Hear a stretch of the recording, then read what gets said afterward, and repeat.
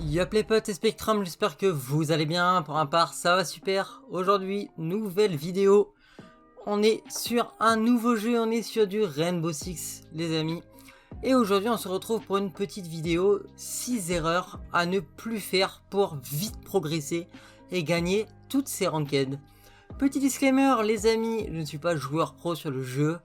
J'ai cependant atteint un très bon niveau jusqu'à Platina et j'ai quelques expériences en compétition, DG4G, des Play 4 League, etc. J'ai pu jouer avec des joueurs de très haut niveau, des champions, etc. sur la plateforme PS4. Et je me tiens aussi très régulièrement informé de la scène e-sport. Donc c'est parti les amis, tout de suite pour la première erreur.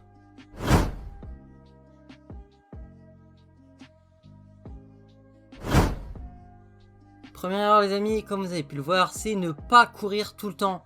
Alors qu'est-ce que j'appelle ne pas courir tout le temps?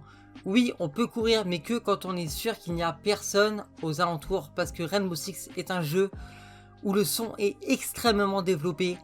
Tout le monde en classé à un niveau plutôt élevé a de très bons casques. On vous entend vraiment à l'autre bout de la map.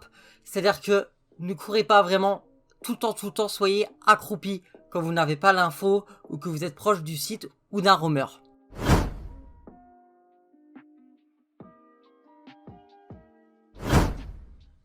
Deuxième erreur à ne plus faire les amis, ne pas trop se montrer. Donc qu'est-ce que j'appelle ne pas trop se montrer? C'est tout simplement ne pas se montrer sans avoir droné, en défense, ne pas être à la fenêtre, devant une porte, etc. Il faut tout le temps avoir une cover et vous prenez tous vos duels, soit quand l'ennemi est de dos donc il ne vous voit pas, donc vous ne vous montrez pas, ou soit quand vous avez une cover, il y a juste votre tête qui dépasse, à la rigueur votre épaule parce que vous êtes un peu penché. Faut vraiment se montrer le moins possible, toujours rester derrière un mur, etc. Attention cependant à ne pas être derrière des objets one-shotables, car la cover ne vous sert à rien.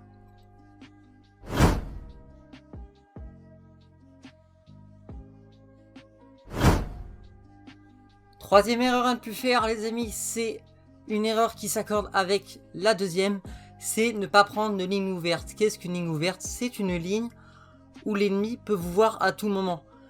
Alors que si vous prenez ce qu'on appelle une ligne brisée, c'est une ligne où l'ennemi ne vous voit pas sans se montrer justement. Donc ça fait écho à l'astuce d'avant, à l'erreur en tout cas d'avant. Faut que vous forciez l'ennemi à être à découvert au moment où il va vouloir vous jouer. Et donc par exemple, il aura tout son corps de shootable, alors que vous n'aurez que votre tête ou que le bout de votre arme qui dépassera. Vous aurez largement l'avantage sur lui. Et c'est quelque chose qui, que ce soit en attaque ou en défense, va vous aider. Bien que en attaque, c'est un peu plus compliqué de forcer l'ennemi à prendre une ligne ouverte et vous une ligne brisée, vu que c'est à vous d'attaquer. Mais dronez et prenez vraiment l'information. On va pouvoir venir chercher des pré-shoots, etc.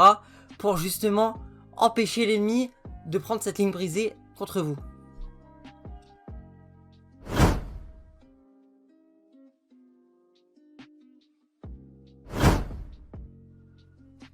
Quatrième astuce, les amis, on est sur la fin de notre vidéo, on a bientôt fini avec ces 6 astuces. Donc, tout simplement, ne pas garder son stuff. C'est incroyable, même en platine 3, platine 2, le nombre de joueurs que je vois encore garder leur stuff.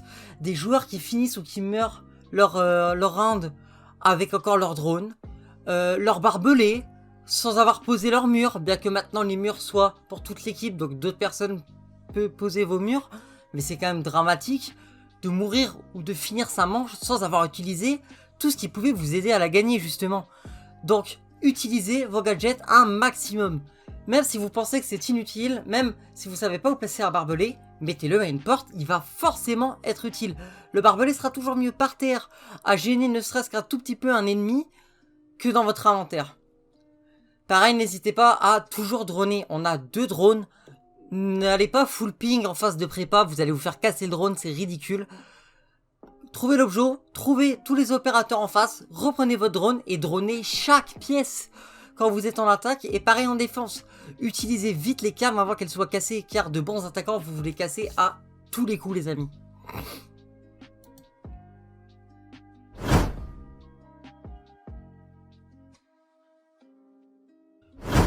Avant-dernière astuce les amis, j'ai appelé ça le TK ou le reverse TK, donc c'est une erreur à ne pas faire. Ça peut paraître vraiment débile, mais TK ça veut dire team kill, ne pas tuer ses amis. Donc oui, parfois vos alliés vont être toxiques, ils vont être chiants, ils vont même peut-être parfois vous tirer dessus. Ou même justement le reverse TK, ils peuvent vous tuer sans faire exprès, ou même faire exprès pour vous troller. De toute façon, ils ne pourront vous tuer qu'une fois dans la game. Vous activez justement le dégât inversé. Et vous ne vous énervez pas surtout. Parce que si vous faites TK, oui vous allez perdre une manche, oui ça va être frustrant. Mais si vous le team killez la manche d'après, vous allez faire 2 manches à 4. Et c'est comme dans n'importe quel sport, au foot, quand une équipe prend un carton rouge et joue à 10 contre 11, ils sont désavantagés. C'est pareil sur R6, c'est pareil sur tous les jeux. Donc ne tuez surtout pas vos alliés, même si ça peut être frustrant, restez calme.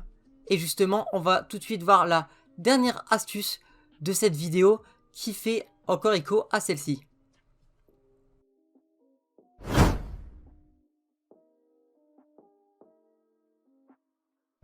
Dernière astuce les amis, le cercle de la haine. Petite référence à Naruto. C'est quelque chose que justement il faut briser. Pourquoi?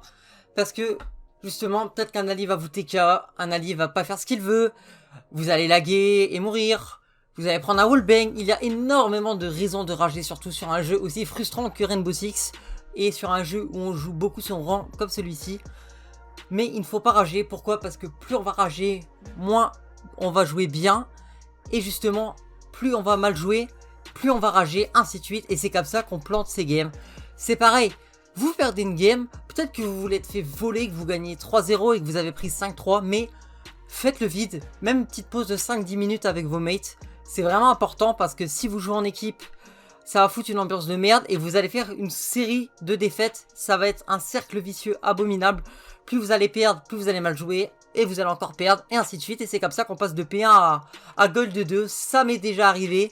Pourquoi? Parce qu'on a trop forcé à vouloir jouer alors qu'on était énervé, plutôt que de prendre une petite heure de pause où on joue à un autre jeu de chill, on discute, on va prendre un coup dehors à la rigueur, même si avec le Covid c'est compliqué.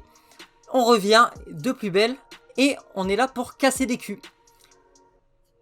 Et voilà les amis, cette vidéo est terminée. C'était 6 erreurs qui à mon goût se font beaucoup trop, même à haut niveau, bien que cette vidéo soit quand même orientée plus pour les joueurs d'Elo Silver Gold. Mais malheureusement je vois ça même encore en Platine 2, Platine 1. C'est dramatique, je le sais. Si cette vidéo vous a plu, n'hésitez pas à lâcher un petit like. Dites-moi en commentaire si le fait que je fasse du Rainbow Six vous plaît. Il y a plusieurs vidéos qui vont sortir là-dessus. On va continuer un peu sur Apex Legends aussi et sur des formats assez diversifiés en manga et en animé. Je vais essayer vraiment de me diversifier sur ma chaîne YouTube. J'espère que cette vidéo vous a plu. C'était Spectrum. Peace!